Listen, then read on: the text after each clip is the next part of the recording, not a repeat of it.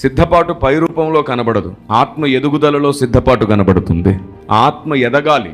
ఆత్మ ఎలా ఎదుగుతుంది? ఎదిగినట్లు ఎలా తెలుస్తుంది? మన శరీరం ఎదిగింది మనకు తెలిసింది చిన్నతనం నుండి.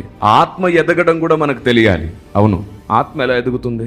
దేవుడు చెప్పాలనుకున్న విషయాలు నీకు అర్థమవుతున్నాయి అంటే నువ్వు ఎదిగావు అని అర్థం.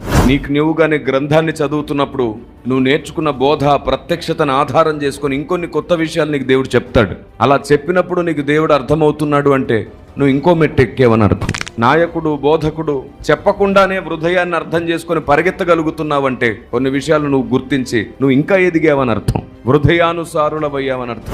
ఇలా ఒక్కొక్క వేదిక, ఒక్కొక్క స్టెప్ నువ్వు ఎక్కుతున్నప్పుడు నువ్వు ఎదుగుతున్నావా లేదా నీకు అర్థమవుతుంది. కానీ ఎన్నిసార్లు చెప్పినా మర్చిపోతున్నావంటే నువ్వు ఇంకా ఎదగలేదు, నీ ఎదుగుదల ఆగిపోయింది అని అర్థం. ఎన్నిసార్లు చెప్పినది చేయలేకపోతున్నాము అంటే ఎదుగుదల ఆగింది. ఈరోజు పరిశుద్ధాత్మ దేవుడు మీ ఎదుగుదలను మీరే కొలుచుకునే కొలమానం బద్ధ మీకు ఇస్తున్నాడు. ఈ స్కేల్ మీ దగ్గర పెట్టుకోండి. ఇప్పుడు మొదటిది, దేవుడు తన బోర ద్వారా వినిపించే సంగతి నీకు అర్థమవుతుంది అంటే నువ్వు ఎదిగావు. మొదటి స్టెప్ అది. రెండవది, నీకు నీవుగా దేవుని గ్రంథాన్ని ధ్యానిస్తున్నప్పుడు దేవుడు నీతో చెప్పాలనుకున్న సంగతులు కొన్ని ఉంటాయి, అవి కూడా నీకు అర్థమవుతున్నాయి అంటే నువ్వు ఇంకో స్టెప్ ఎదిగావు.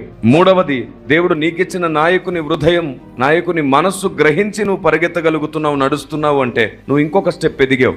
సాతాను తంత్రములను కూడా నువ్వు కనిపెట్టేసి నేర్చుకున్న బోధ ప్రకారంగా ఆలోచిస్తున్నావు అంటే నువ్వు ఇంకొక కొంచెం ఎదిగావు. దేవుని సంకల్పానికి అనుకూలంగా నువ్వు ఆలోచనను చేస్తున్నావు అంటే నువ్వు ఇంకొక కొంచెం ఎదిగావు. ఇలా ఒక్కొక్క అడుగు నీ ఆత్మీయ జీవితం ఎదిగిందో లేదో నువ్వు చూసుకోగలుగుతావు.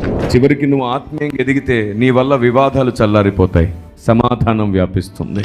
ఎందుకంటే ఆత్మదేవుడు సమాధానకర్త. నీ మాట, నీ ఆలోచన, నీ నిర్ణయం వల్ల సమాధానం కలుగుతుందంటే ఆత్మదేవుడు నిన్ను నడిపిస్తున్నాడు అని అర్థం.